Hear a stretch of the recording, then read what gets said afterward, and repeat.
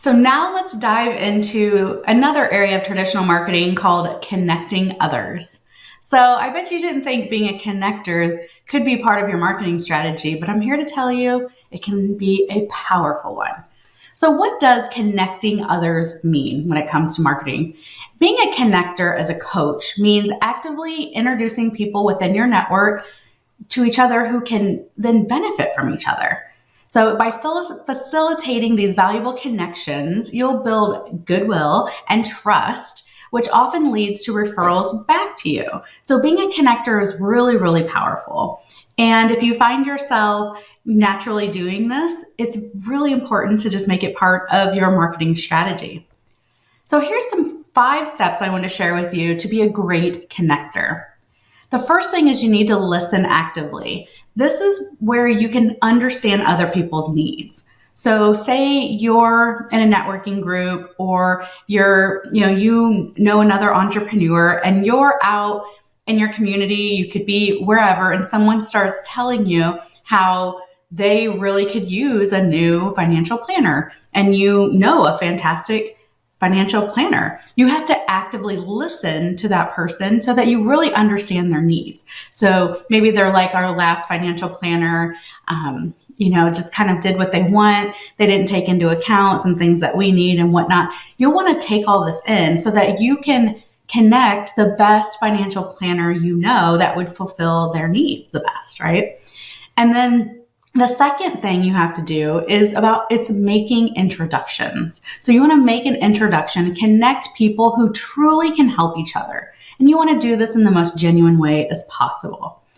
Then the third step is to follow up. So after you do the introductions, check in with them. Hey, Jenny, I know you were looking for a financial planner and I connected you with John.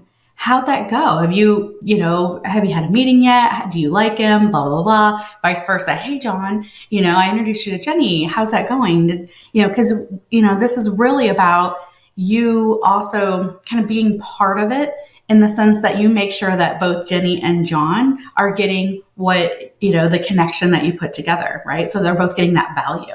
Okay. And then the fourth step is to offer value. You can share helpful resources as well when you're giving a connection to somebody. And a resource may be a referral. It could just be a book that you read. It could be an article that you see or what have you. So to be a great connector, it's really about all of these, right? So that you're seen and heard and known as somebody who connects people, and then people will connect you back, right? And then the fifth step is to practice reciprocity.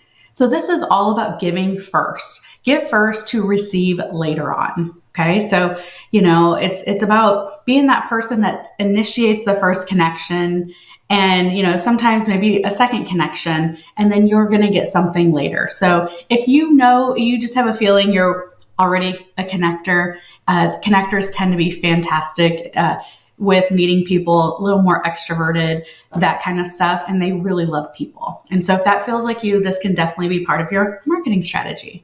So a reminder I wanted to share, because I've worked with a ton of fantastic connectors as clients over the last 10 years of coaching. And one thing connectors are great. And if you are a connector, I want you to really hone in and understand that I hear you. And if you're not a connector, I want you to be mindful when somebody does connect you of how we need to treat them. Because when you have a great connector in your life that is sending you referrals and leads, we need to be amazing to that connector.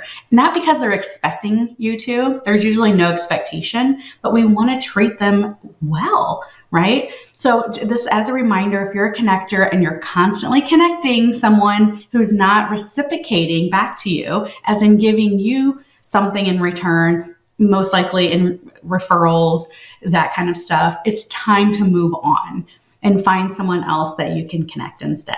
Some people they don't even think about it. They're not a natural connector. They would never think, oh, she sent me 3 amazing leads that have become clients. I should do the same for her. And also as a connector, don't be afraid to ask the person too, right? So on your follow-ups, hey, so if you ever know anyone who needs a life coach, I'd love a referral just to, make a connection and see if we're a fit. So that's okay to do that as well. So remember, we want to treat connectors amazing in our life. And if we are a connector, we also need to also protect our heart a bit, that there are just some people, and it's usually not intentional or ill-willed at all, that they just don't think to do it back, right? So in that case, you need to move on or have a conversation with them, whatever you want to do. Be a connector and surround yourself with other connectors. It is really a powerful thing when you use connecting others as a marketing strategy for your coaching business, and you're surrounding yourself with other fantastic connectors as well. And something you can even do is create maybe a monthly circle of, connectors that you go out to lunch once a month, or get on a Zoom call and just share in all of this. Because if you have a connector in your life, you'll know it. You're like, that makes sense.